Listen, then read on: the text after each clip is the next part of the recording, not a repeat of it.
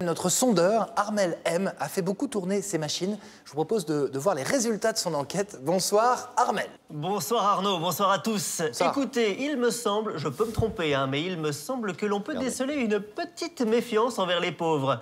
93% des habitants du 16e arrondissement le disent, les pauvres, on leur donne ça, ils nous prennent ça. Ces derniers jours, des habitants ont confié à des journalistes craindre que le bois ne devienne un nouveau Sangat, une nouvelle jungle, comme à Calais. Y a-t-il un risque? Dans la jungle de Calais, les migrants attendent pour passer en Angleterre. Dans la jungle du 16e, les sans-abri attendraient pour passer à Neuilly, ou l'Eldorado pour les sans-abri. Ce qui est sûr, c'est qu'avec la pauvreté apparaissent de nouvelles maladies. 38% des habitants du 16e sont atteints de plébophobie, la peur de la plèbe. La mairie de Paris envisage d'ouvrir un centre pour traiter cette maladie, mais 93% des habitants s'y opposent, de peur que cela ne crée un appel d'air pour tous les enrhumés de France. Ça va Arnaud, vous n'êtes pas enrhumé, vous? Si, un petit peu. Je me remets d'une sale grippe. Merci beaucoup, Armel. Mais dites-moi, cette plébophobie, est-ce qu'elle est répandue? Oui. Ah. Et certains en jouent. Dans une interview récente, le ministre de l'économie Emmanuel Macron a mis en garde nos voisins britanniques, expliquant que si le Royaume-Uni quittait l'Europe, plus rien ne retiendrait les migrants à Calais. Attention les mecs, si vous quittez l'Europe, on lâche les pauvres. Ouf. Oh oui. Ouh là là là là là. Oui, be careful. Tout de suite, votre nouvelle rubrique Témoignage Room.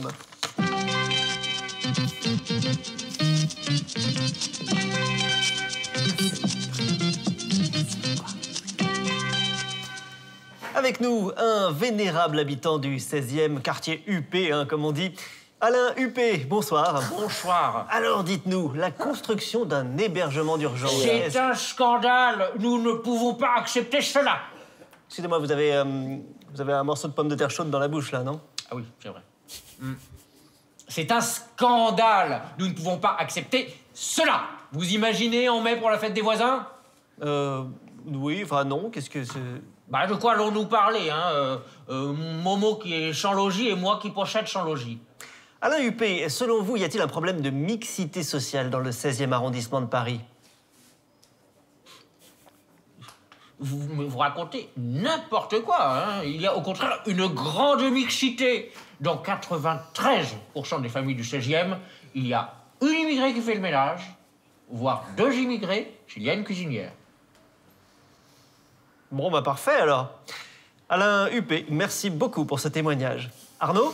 Oui, dites-moi, le projet de construction d'un centre d'hébergement d'urgence, il est contesté, on l'a vu, mais à l'ouest de Paris, des habitants ont d'autres idées, c'est ça? Oui, les habitants des beaux quartiers ont eux aussi des projets d'urbanisme, comme ce projet de douve autour du 16e arrondissement, avec un pont-levis, pour être bien tranquille.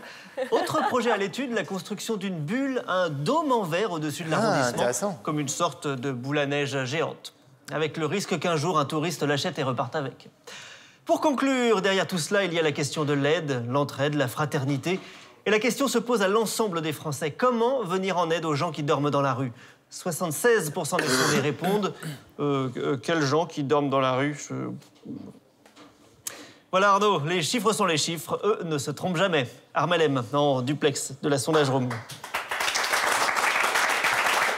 Merci beaucoup, Armel. Et attention à vos sondages, comme à tous les sondages d'ailleurs.